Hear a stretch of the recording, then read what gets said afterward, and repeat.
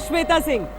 देश में इस वक्त धमाकेदार कंपटीशन चल रहा है, वर्ल्ड T20 का मुकाबला चल रहा है और यहां पर आज तक पर सबसे बड़े मुकाबले की सबसे बड़ी तैयारी है। भारत और पाकिस्तान की भिड़ंत होने वाली है, सुपरहिट मुकाबला जिसे हम कहते हैं वर्ल्ड T20 में। और उसके लिए इससे बेहतर कौन कि सचिन तेंदुलकर हमारे बीच आए और हमारी 2020 इस मंच पर खेले हमारे साथ। सचिन तेंदुलकर का स्वागत कीजिए।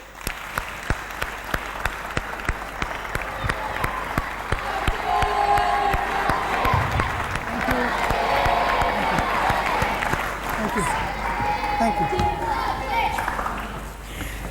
तो हमारे इस मंच से वाकिफ तो सब हैं, सचिन भी इस मंच से वाकिफ हैं कि यहाँ पर 2020 अंदाज में हम एक इंटरव्यू करते हैं जहाँ पर हम सभी सवालों के जवाब लेते हैं। ये नन्हे नन्हे बच्चे हमारे साथ मौजूद रहते हैं जो खुद क्रिकेट खेलते हैं, शायद देश के लिए भी एक दिन क्रिकेट खेलना चाहते हैं जल्दी ही। हाँ, और पाकिस्तान से जब मैच होगा तब क्या करेंगे? कुछ ऐसा ही रहता है इंडिया पाकिस्तान का मैच, सचिन। और वही हम आज यहाँ पर बातचीत करने वाले हैं। आपकी भी खास तैयारियां होंगी ही इंडिया पाकिस्तान मैच के लिए, लेकिन हम यहां पर अपने पहले सवाल से शुरुआत करते हैं।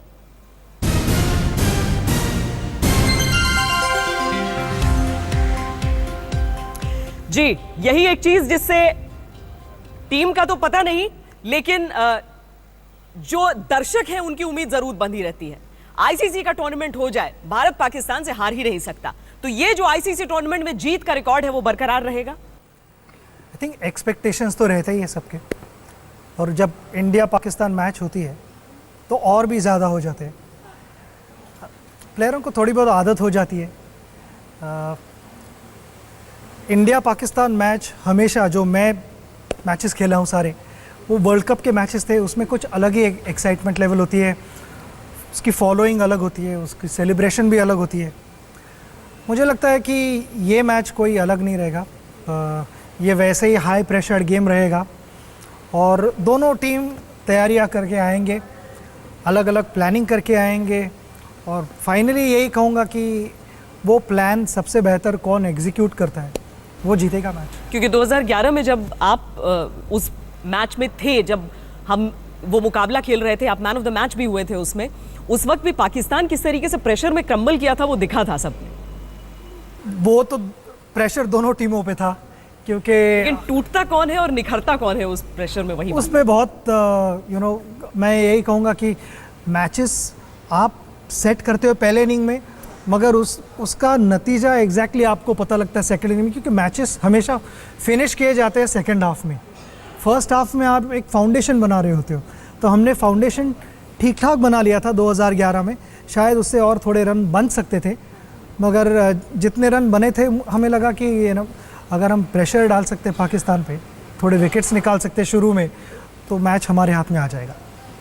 लेकिन वो 50-50 था, ये 2020 है। 2020 में हम जो पहला सवाल था उसे अभी सचिन ने पूरी तरीके से, मैं कहूँगी कि अच्छे से हिट नहीं किया है आपने उसे, इसीलिए धीरे धीरे हम उस सवाल का जवाब जरूर आपसे ले लेंगे, क्योंकि हम स्पष्टता चाहते हैं यहाँ पर कि क्या इस मैच में हम घर में जब बैठे तो क्या दिलों को थाम कर बैठे? दिलों को तो थाम कर बैठेंगे ही, लेकिन कम से कम प्रदर्शन को देखकर उस रिकॉर्ड को कितना हावी मान सकते हैं वो भी देखें। तो यहां पर जहां पर हम सवाल देते हैं, ऑप्शन सचिन के पास हम नहीं देते हैं, उसमें हम दूसरा सवाल आपकी स्क्रीन पर सचिन।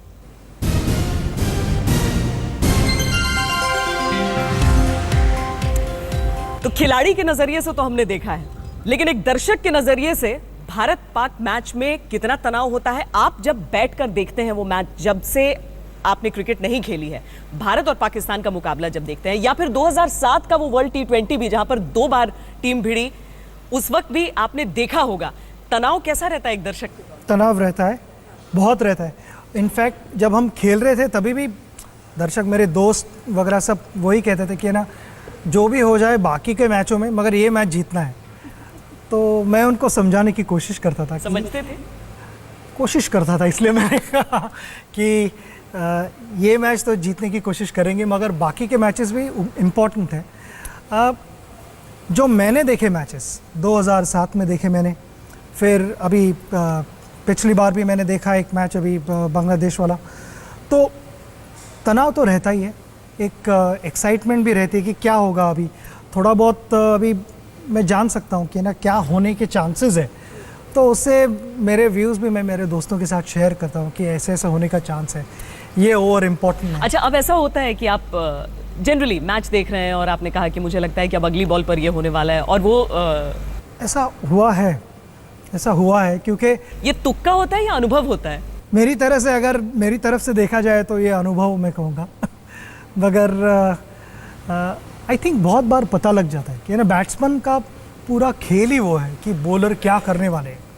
तुम बॉलर के दिमाग में जाने की कोशिश करते हो और बॉलर क्या कर सकता है ये सोचने की तुम कोशिश करते हो, और उस शॉट के लिए आप तैयार हो जाते हो कि बॉलर शायद यहाँ पे बॉल करेगा तो मैं ये शॉट मारूंगा, यहाँ नहीं, अगर दूसरी जगह किया तो मेरा सेकंड ऑप्शन ये हो जाता है। तो तुम बॉलर के दिमाग में जाने की कोशिश करते हो, तो उसका ऑब्वियसली पिछले 24 साल मैंने वही किया था। और क्या सचिन तेंदुलकर से बेहतर कोई बॉलर के दिमाग में जा पाता है? वाकई जब मैच देखते थे उसे, यानी बहुत दिलचस्प होगा आपके साथ बैठकर कभी वो मैच देखना जिसमें हम देखें कि अब आगे क्या होने वाला है, जिसमें पता रहता रहे, लगे जैसे कि कोई फोरकास्ट भी चल रहा है साथ में। लेकिन चलिए, मैच शुरू नहीं हुआ है अभी, इंडिया पाकिस्तान का शुरू होगा, उसे परखने के लिए भी आप इस बातचीत को समझ सकते हैं कि यहां से आप कितना सोचकर और सोचें कि अच्छा यहां पर अब पाकिस्तान ने ऐसा किया, अब ऐसा होने वाला है। और इसीलिए हम अपने अगले सवाल की तरफ बढ़ते हैं।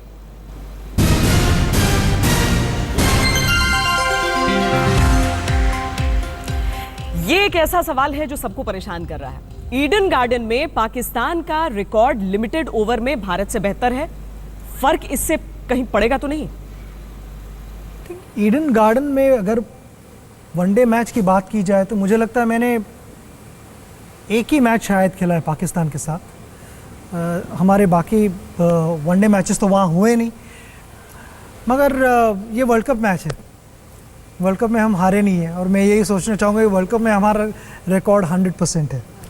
शाहिद अफरीदी भी यही सोच रहे हैं। हिंदुस्तान आकर जब पहली प्रेस कॉन्फ्रेंस की तो उन्होंने कह दिया कि हमारा तो रिकॉर्ड बेहतर है और मैं वही पॉजिटिव सोचना चाहता हूँ। नहीं, कप्तान का तो अपनी टीम के ऊपर एक असर पड़ता है, और कप्तान जिस तरह से सोचता है वैसे ही टीम भी सोचती है। कप्तान पॉजिटिव रहना बहुत इंपॉर्टेंट होता है। शाहिद अफरीदी कुछ गलत नहीं कह रहे कि मुझे यही सोचना है कि हम जीतेंगे और हम ईडन गार्डन्स पे अच्छे खेले हैं, मगर हमारे टेंट में भी हम यही सोच रहे हैं इंडियन टीम कि हम कभी वर्ल्ड कप मैच हारे नहीं हैं उनसे। क्योंकि जब हम 2007 याद करते हैं तो उससे बेहतर, खैर एक तो 2020 टूर्नामेंट चल रहा है, बहुत फटाफट क्रिकेट सब पहली बार देख रहे थे, और दूसरा कि पाकिस्तान से दो बार भिड़ गए, एक जिसका अंत बोल आउट से हुआ, दूसरा जो फाइनल मुकाबला था दोनों टीमों के बीच, दोनों में पाकिस्तान टीम हार गई थी। वो रिकॉर्ड के लिहाज से वो भी कहीं पर दिमाग में चलता होगा, साइकोलॉजिकली ज़रूर इसका असर पड़ता है। जब आप देखते हो जब नंबर्स 7-0 या 8-0 हम एक भी मैच नहीं जीत पाए, उसका असर पड़ता है। सडनली दूसरी तरफ आप ये रियलाइज़ करते हो कि वो उनके मैचेस, उनके पास 7 या 8 विक्ट्रीज़ है और हमारे पास एक भी नहीं है, तो कहाँ ना कहाँ तो थिंकिंग आपका चेंज हो जाता है। चलिए हम अपने अगले सवाल की ओर बढ़ते हैं।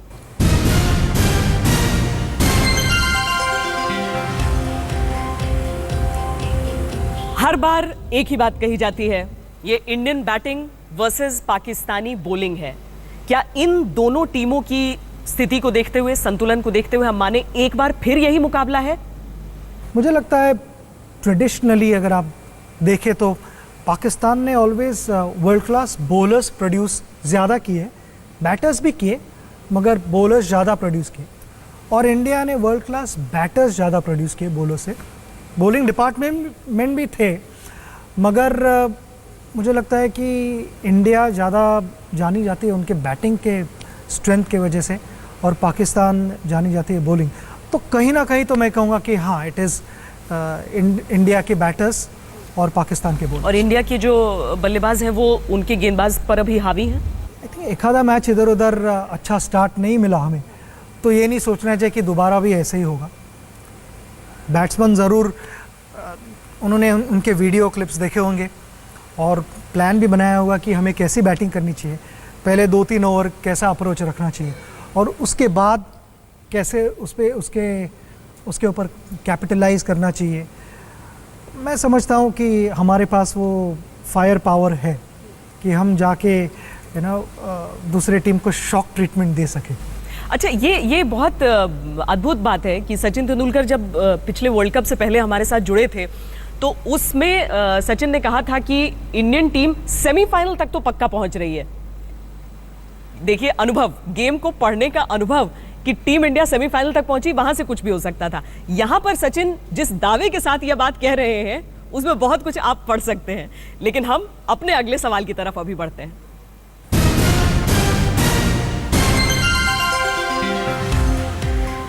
पाकिस्तान में ये बात बहुत ज़्यादा चर्चा में है। पाकिस्तान की मीडिया हर तरफ यही चल रहा है कि जो हिंदुस्तानी टीम है वो मोहम्मद आमिर से डर रही है।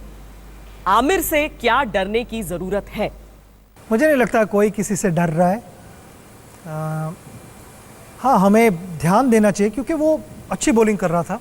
जब मैंने उसे बांग्लादेश में देखा तो उसका जो पहला स्पेल था हमेशा वो बॉल स्विंग कर पा रहे थे, और जब बॉल स्विंग हो रहा है शुरू में तो बैट्समैन ज़रूर देखेंगे कि कितना स्विंग हो रहा है, ऑफ द पिच कितनी मूवमेंट हो रही है, कितनी डिविएशन हो रही है, तो वो देखकर बैट्समैन एडजस्ट करेंगे ज़रूर।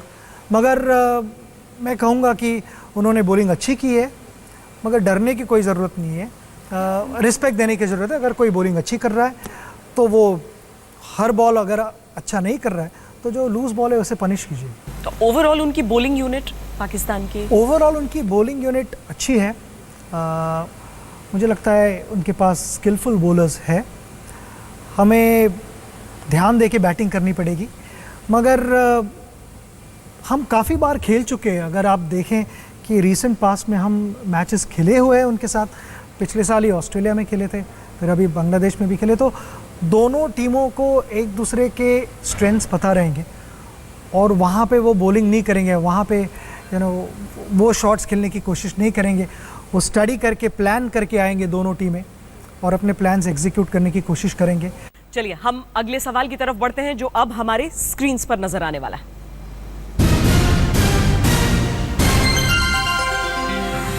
आप कोई खास तैयारी करते थे क्या पाकिस्तान के खिलाफ जब आप उतरते थे मैदान में? तब मैंने जब 2003 में हम साउथ अफ्रीका में खेले थे, ऑब्वियसली 50-50 वर्ल्ड कप था, T20 नहीं था, मगर वहाँ जो मैंने विजुअलाइजेशन किया था, पहले सोचा था कि वसीम अकरम मुझे कहाँ बॉलिंग कर सकता है, शोएब कहाँ डालेगा, वकार कहाँ डालेगा, ये सारी आप प्लानिंग कर लेते हो थोड़ी बहुत। मगर ये ज़रूरी नहीं है कि वैसे ही दूसरे दिन सब कुछ चलेगा। तो आपको अलर्ट रहना बहुत ज़रूरी होता है कि बॉलर्स अगर बॉलिंग कर रहे हैं, जो मैं पहले दिन सोच रहा था कि यहाँ पे बॉल आ सकते हैं और ऐसा स्विंग होगा बॉल, वैसे ही हो रहा है ना नहीं हो रहा है। हम अपने अगले सवाल की तरफ बढ़ते हैं क्योंकि भारत पाकिस्तान का मुकाबला अगले किस मोर्चे पर इस सवाल को लेकर लिए जा रहा है। देखिए, पाकिस्तान की टीम जो भारत आई, बहुत सियासत, बहुत राजनीति, बहुत सारी चीजें रही, धर्मशाला से जाकर ईडन गार्डन में यह मुकाबला पहुंचा है। लेकिन जिन हालात में पाकिस्तान टीम आई है, क्या पाकिस्तान टीम पर बेवजह दबाव हो सकता है? जो बांग्लादेश में परफॉर्मेंस उनका रहा है उससे काफ़ी लोग निराश हुए होंगे घर में उनके, और वो बदलना चाहेंगे, वो सबके दिल जीतना चाहेंगे और ये टूर्नामेंट के लिए अच्छा रहेगा क्योंकि अच्छा क्रिकेट हमें देखने मिलेगा। एज लॉन्ग एज 19 तारीख हमारे साथ है तो मैं ठीक हूँ। बाकी आगे फिर मुकाबला हो जाएगा वर्ल्ड कप के आगे वाले मैचेस में। एक बार पाकिस्तान को यहाँ हरा दें, उसके बाद आगे चलते हुए देखते हैं। यहाँ जो हम 2020 मुकाबला सवालों का खेल रहे हैं, दरअसल ये मुकाबला नहीं है बल्कि एक साझा मैच चल रहा है जिसमें हम 20 सवालों पर जवाब ले रहे हैं सचिन का। और अब हम 8वें नंबर का सवाल, यहाँ पर एक सवाल 1 ओवर के बराबर होता है, तो 8वां ओवर हमारा। विराट कोहली, यूं तो हम ये भी पूछ सकते हैं कि क्या किसी टीम के पास विराट कोहली का कोई तोड़ है, लेकिन क्या पाकिस्तान के पास प्लान तो बहुत होंगे, लेकिन कोई तोड़ हो सकता है उनके पास? नहीं, अब तक तो वो कोई प्लान एग्जीक्यूट नहीं कर पाए। विराट ने बहुत अच्छी बैटिंग की है और मैं कहना चाहूँगा कि पिछले कुछ टाइम से विराट बहुत कंसिस्टेंटली रन्स बना रहे हैं और हमें मैचेस भी जितवा रहे हैं। जो मैंने बैटिंग देखी है मुझे मज़ा आ रहा है और मैं यही उम्मीद करता हूँ कि ये टूर्नामेंट में भी विराट वैसे ही बैटिंग करे क्योंकि सारा देश उनके साथ है। सारा देश यही उम्मीद कर रहा है कि इंडियन टीम जाके कुछ करे, और उसमें ऑब्वियसली विराट अगर अच्छा करे तो बहुत ही अच्छी बात है। हम अपने 9वें सवाल की तरफ आगे बढ़ते हैं।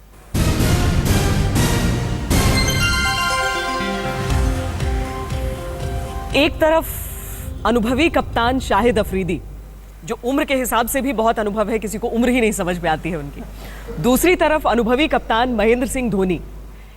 टकराव इन दोनों कप्तानों के बीच तो है, लेकिन क्या भारत पाकिस्तान टीमों के बीच सबसे बड़ा फर्क भी यही कप्तान है? हो सकता है, क्योंकि धोनी के पास बहुत ज़्यादा एक्सपीरियंस है कप्तानी का, और जिस तरह से वो गेम को रीड करते हैं और जिस तरह से प्रेशर को डील कर सकते हैं, वो बहुत अच्छी क्वालिटी है उनकी, और उसका एक पॉजिटिव असर सारे टीम पे हो जाता है। आफरीदी मुझे लगता है, जब भी मैं खेला उनके साथ, ऑब्वियसली वो कभी कप्तान नहीं रहे पाकिस्तान टीम के जब मैं खेला उनके साथ, तो मगर वो एक अग्रेसिव प्लेयर थे और फाइटर है, और मैं ये समझता हूँ कि हर प्लेयर को वैसे ही होना चाहिए कि आप ग्राउंड पे पूरी जान लगा के खेलो, और ऑफ द फील्ड आप दोस्त हो, वो फ्रेंडशिप होनी चाहिए ऑफ द फील्ड। और वो शाहिद अफरीदी में दिखाई देती है कि वो कप्तान है, वो लीडर है, वो अग्रेसिव कप्तान है, और टीम को भी उसी तरह से खेलने के लिए वो डिमांड करेंगे कि हम अग्रेसिव ब्रांड ऑफ क्रिकेट खेलेंगे और मैचेस जीतेंगे, और कप्तान को टीम फॉलो करती है। तो प्रेशर मोमेंट्स में मुझे लगता है कि शायद धोनी के पास ज़्यादा एडवांटेज है, क्योंकि मैंने धोनी के साथ क्रिकेट ज़्यादा खेला हुआ है, और मुझे पता है कि एज अ कप्तान वो कैसे प्रेशर को डील करते हैं। मुझे पता नहीं कि आफरीदी एज अ कप्तान ड्रेसिंग रूम में क्या कहते हैं अपनी टीम को, और प्रेशर को कैसे हैंडल करते हैं। फेलियर्स के वक्त कप्तान क्या कह रहा है अपनी टीम को, वो इम्पोर्टेंट हो जाता है। लेकिन जैसे 2007 तब जब आप लोगों ने ऑप्ट आउट किया था उस टूर्नामेंट से, और उस वक्त धोनी का नाम जब सामने आया तो ये भी समझ में आया कि अच्छा, सचिन तेंदुलकर को भी विश्वास था कि महेंद्र सिंह धोनी एक अच्छे कप्तान हो सकते हैं। 2007 से लेकर इस साल के धोनी, कोई फ़र्क देखते हैं उनकी कप्तानी में? वो बेहतर हुए, क्योंकि मुझे लगता है कि हमेशा एक्सपीरियंस आपको कई सारी चीज़ें सिखाता है, और जो पास्ट उनके एक्सपीरियंसेस रहे हैं वो सारा एक्सपीरियंस वो यूज़ कर रहे हैं, और उनकी कप्तानी अच्छी रही है ओवर द ईयर्स। मुझे जब भी वो कप्तान नहीं थे तो मैं उनके साथ बहुत बार स्लिप में जब फील्डिंग करता था, हमारे डिस्कशंस होते थे, और उसमें मैं पिक करता था कि ये सही सोच रहा है, इसके जो आइडियाज़ है वो सही आइडियाज़ हैं, और इसलिए मैंने ऑलवेज़ बिलीव किया कि धोनी अच्छे कप्तान हैं। तो वो स्लिप पर आपकी बातचीत क्या एक वजह थी कि आपने ये भी सच है कि सचिन तेंदुलकर ने ही महेंद्र सिंह धोनी का नाम सजेस्ट किया कैप्टनसी के लिए? मैंने बोला था, हाँ, मुझे पूछा गया था कि क्या लगता है, तो मैंने मेरा ओपिनियन दिया था मुझे, क्योंकि मेरी इंटरेक्शंस हुई थी और उसमें मुझे लगा कि धोनी अच्छे कप्तान बन सकते। तो आपको ऐसा लगता था कि उनके सुलझे हुए विचार हैं क्रिकेट को लेकर, उनकी समझ ठीक लगी थी आपको? क्योंकि उस वक्त और सीनियर खिलाड़ी भी थे टीम में, और जो दर्शक थे उनके लिए एक शौक के तौर पर आया था कि अच्छा 2007 में महेंद्र सिंह धोनी कैप्टनसी करेंगे इस इंडियन टीम की। जो मेरा एक्सपीरियंस रहा था उनके साथ, और जो मेरे डिस्कशंस होते थे, जैसे मैंने अभी कहा, तो उससे मुझे लगा कि ये एक प्लेयर है जो इंडियन क्रिकेट को आगे लेके जा सकता है, और बैलेंस्ड है काफ़ी, और काम और कंपोज्ड है, तो मुझे लगा कि इनमें वो क्वालिटीज़ है कप्तानी की।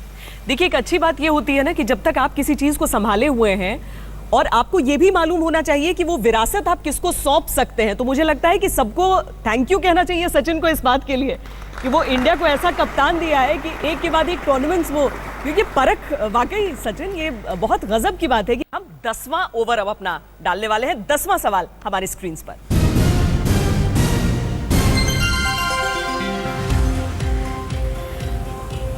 हिंदुस्तान की ताकत की बात हम कर रहे हैं, लेकिन पाकिस्तान के कौन से वो 3 खतरनाक खिलाड़ी हो सकते हैं जिनसे हिंदुस्तान को रहना है सावधान?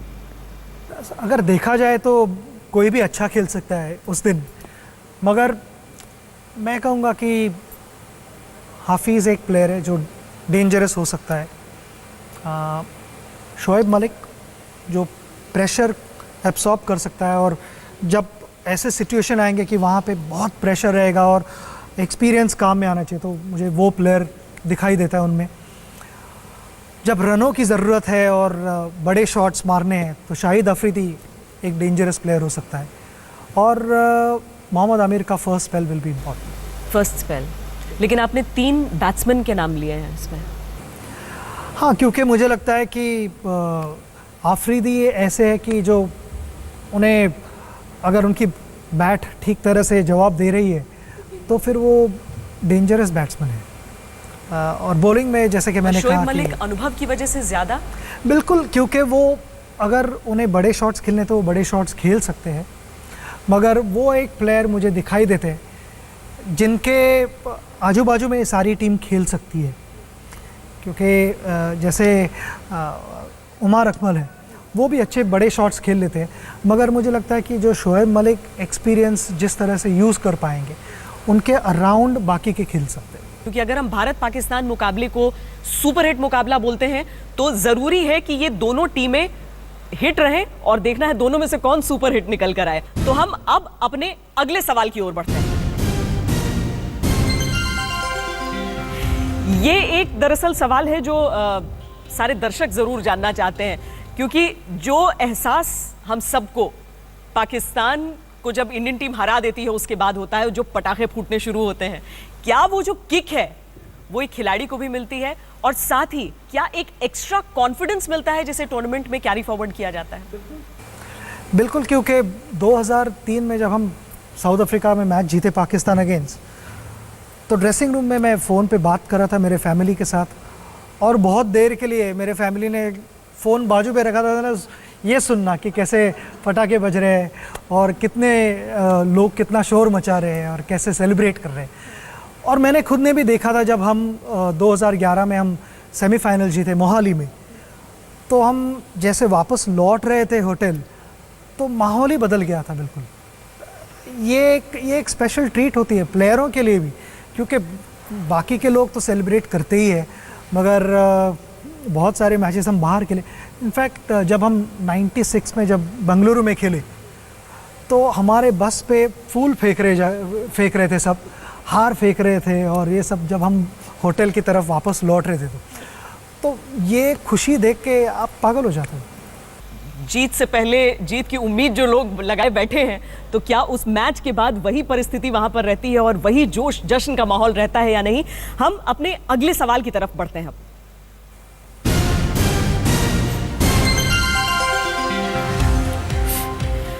शोएब अख्तर से हमेशा ये हाइप किया जाता था कि सचिन तेंदुलकर वर्सेस शोएब अख्तर।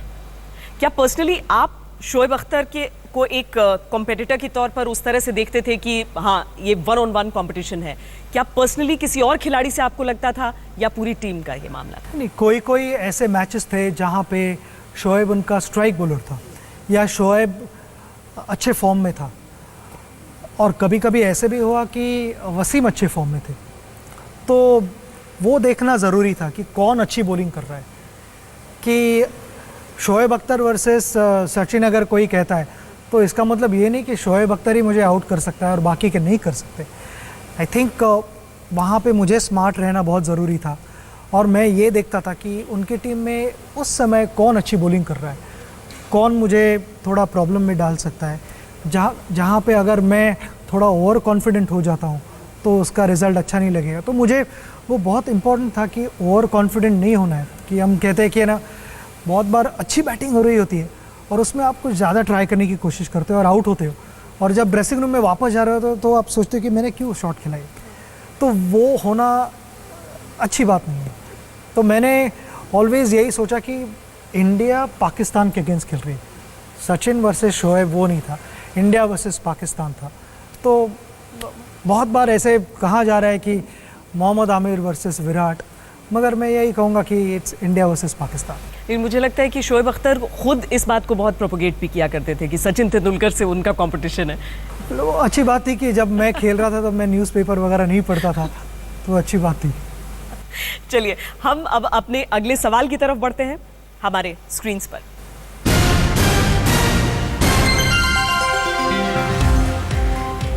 युवराज सिंह, ये बहुत राहत मिली कि बांग्लादेश में किस तरीके से एक मैच के बाद दूसरी मैच में वो निखर कर सामने आए।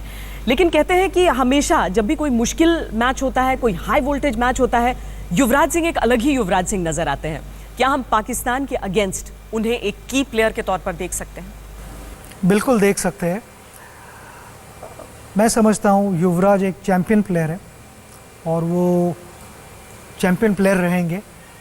फॉर्म सबकी ऊपर नीचे होती रहती है, कोई ऐसा प्लेयर नहीं है जो थ्रू आउट द सीज़न अच्छी बैटिंग करे या थ्रू आउट द सीज़न अच्छी बॉलिंग करे। थोड़ा बहुत इधर उधर फॉर्म कभी डिप हो जाता है, मगर जो मैंने अभी रिसेंटली देखा कि युवराज के बल्ले से बॉल कैसा निकल रहा था, वो बहुत अच्छी न्यूज़ है हमारे लिए। जो साउंड आ रहा था बैट पे बॉल लगने का, वो एक सॉलिड साउंड था। वो साउंड से जो कॉन्फिडेंस लेवल युवराज की है वो 100% बड़ी होगी। और जिस तरह से बाद में उनका फुटवर्क होने लगा था, उसमें मैंने काफ़ी पॉजिटिविटी देखी। वाकई 2011 में भी कभी 50 रन निकल गए, 4 विकेट निकल गए। युवराज सिंह हर मैच में हीरो साबित होते थे और यहाँ पर टीम को ज़रूरत बहुत ज़्यादा रहेगी, क्योंकि एक टूर्नामेंट अगर यहाँ पर जीतना है। चलिए हम अगले सवाल की तरफ अब बढ़ते हैं।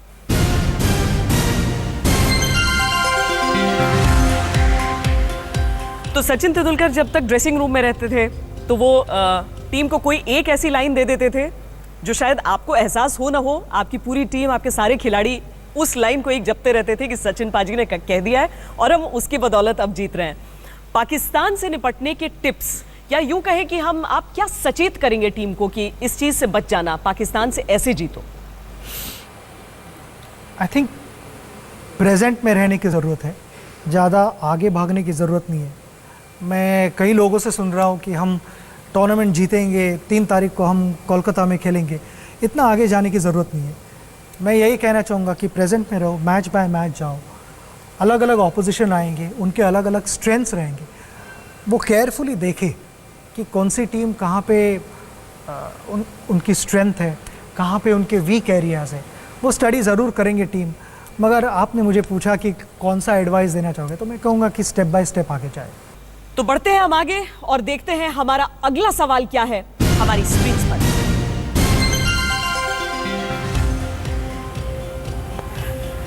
तो अपने देश में यह मुकाबला भारत पाकिस्तान का मैच, हालांकि 2011 वर्ल्ड कप में भी हमने देखा था, ये कितना फायदा मिलेगा या फिर ईडन की जो वो भीड़ है वो एक प्रेशर ही क्रिएट करेगी? प्रेशर क्रिएट करेगी पाकिस्तान के लिए, क्योंकि हमेशा ईडन का जो क्राउड है वो टीम के साथ चलता है। और हम इंडिया में खेल रहे हैं, होम एडवांटेज तो होना ही चाहिए। सारी कंट्री आपके साथ चलेगी तो होम एडवांटेज ज़रूर रहेगा। चलिए हम बढ़ते हैं अगले सवाल की तरफ अपने, देखते हैं क्या है।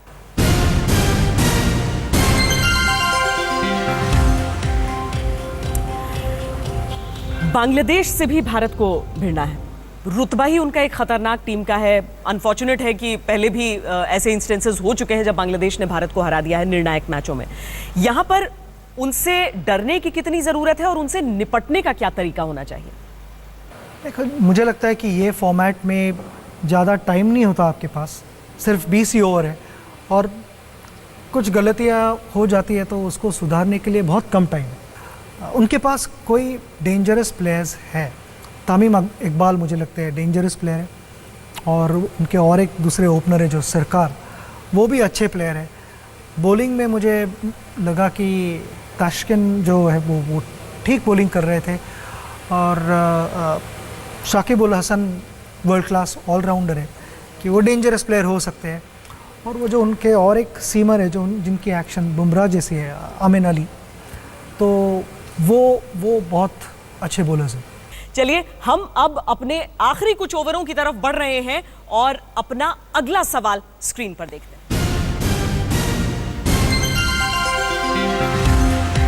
ऑस्ट्रेलिया एक और ओपोनेंट हमारा, हम उनकी ही जमीन पर उन्हें हरा कर आए हैं, तो क्या भारतीय टीम को इसका फायदा मिल सकता है? फ़ायदा ज़रूर मिल सकता है। मुझे लगता है उनकी बॉलिंग उतनी स्ट्रॉन्ग नहीं है जितनी पहले थी। वहाँ पे थोड़े वीक एरियाज़ है। मिचेल स्टार्क ना फिट होना उनके लिए थोड़ा धक्कादायक है। आई थिंक बैटिंग उनकी अच्छी है। काफ़ी प्लेयर्स यहाँ पे IPL भी खेल चुके हैं, उनको पता है कि इंडियन कंडीशंस में कैसे बैटिंग करनी है, किस तरह से एक्सेलरेट करना है, कहाँ कौन से एरियाज टारगेट करने हैं, और वो इंडियन प्लेयरों के साथ खेले हैं और अगेंस्ट भी खेले हैं आईपीएल में, तो उसका एडवांटेज ज़रूर रहेगा। मगर जो एक मुझे लगता है वीक एरिया अगर हो सकती है तो वो उनकी बॉलिंग हो सकती है। बॉलिंग ऑस्ट्रेलिया की इंडियन कंडीशंस में। बिल्कुल। हम अपना अगला सवाल देखते हैं, सचिन को पेश करते हैं।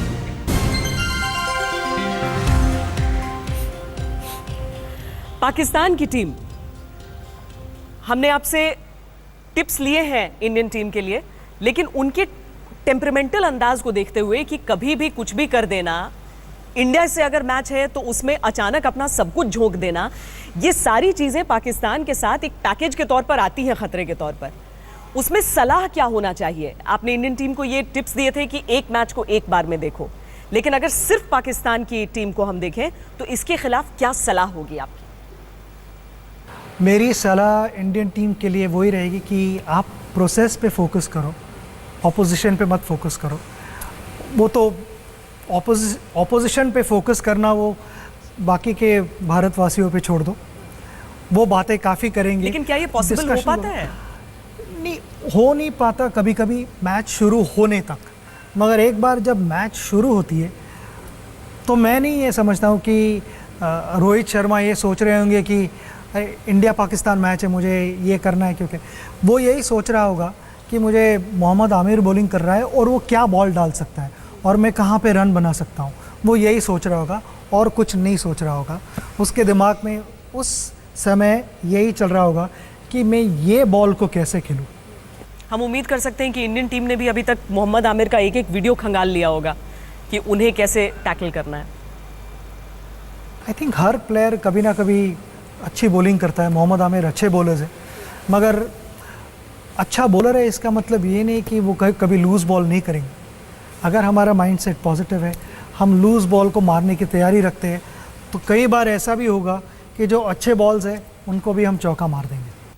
तो मैच की तरह ये इंटरव्यू भी अपने निर्णायक दौर में जा रहा है। सेकंड लास्ट हमारा सवाल, सेकंड लास्ट हमारा ओवर। भारत और पाकिस्तान के बीच जो मुकाबला भी होने वाला है उससे ही जुड़ा हुआ ये है, क्योंकि जब पिछला वर्ल्ड कप हुआ था तो ऑस्ट्रेलिया में हमने आपको देखा था इंडिया साउथ अफ्रीका मैच में अपने दोस्तों के साथ। अब इस बार के लिए हम सुन रहे हैं कि आपने कुछ खास तैयारी की है इंडिया पाकिस्तान मैच की। बिल्कुल, पिछली बार मैं वर्ल्ड कप का एम्बेसडर था, तो मैंने दो मैच देखे थे ऑस्ट्रेलिया में। एक था भारत और साउथ अफ्रीका और दूसरा फाइनल्स के लिए मैं गया था। मगर इस बार मैं कुछ अलग प्लान कर रहा हूँ। मैं जा रहा हूँ कोलकाता को 19 तारीख को इंडिया पाकिस्तान की मैच देखने, ऑब्वियसली इंडिया को सपोर्ट करने। मगर ये सौरव गांगुली का पहला मैच है, बड़ा मैच, इंडिया पाकिस्तान मैच, और वो CAB के प्रेसिडेंट हैं, तो मैं सौरव को भी मिलने जा रहा हूँ और उसको भी कॉन्ग्रेचुलेट करने जा रहा हूँ, क्योंकि मुझे पता है कि जिस तरह से सौरव अरेंजमेंट्स करेंगे वो सारे अच्छे अरेंजमेंट्स रहेंगे। तो वहाँ पे जाके उसको भी मिलूँगा और ये best match of the tournament मैं कहूँगा वो देखूँगा। अब हम अपने आखिरी ओवर की तरफ बढ़ रहे हैं। आखिरी सवाल हमारा स्क्रीन पर।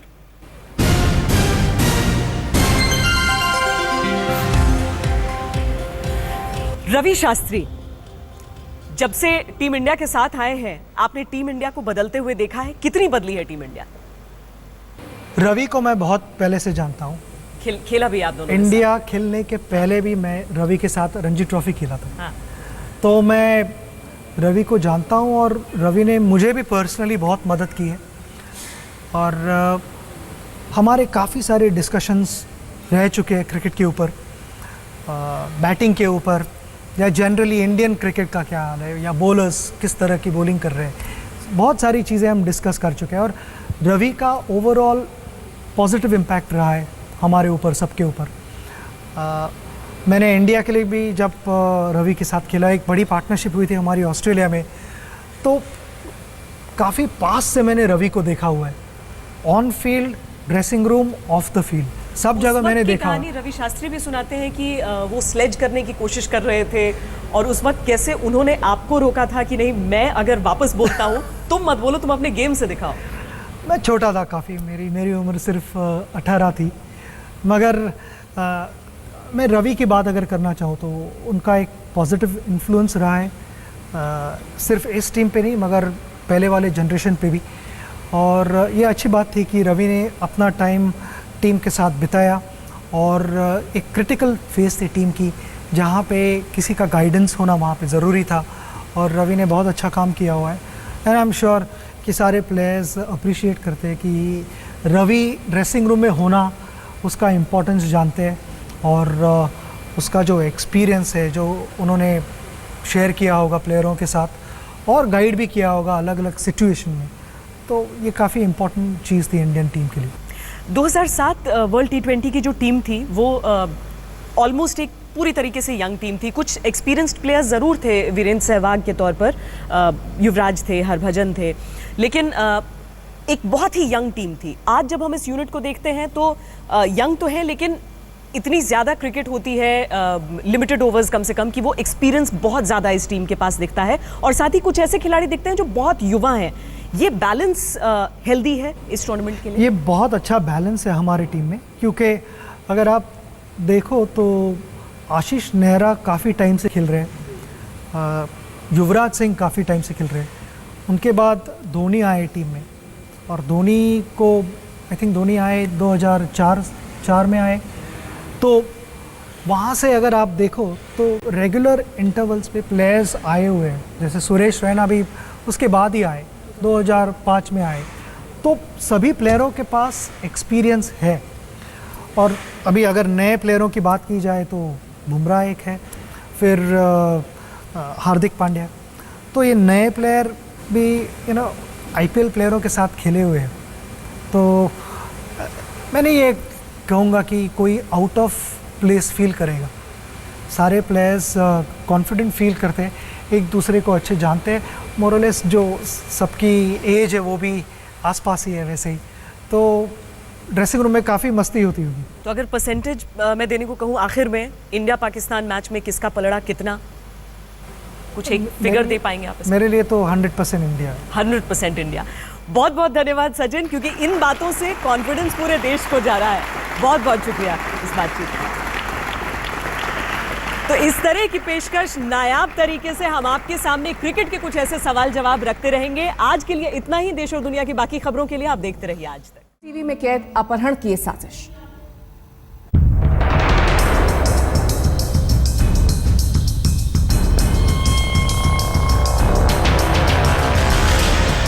Of living a quiet, happy, boring life, so I decided to get married, and my wife says welcome to Hellboy, but the episode ain't that bad, it's just about alright, above average.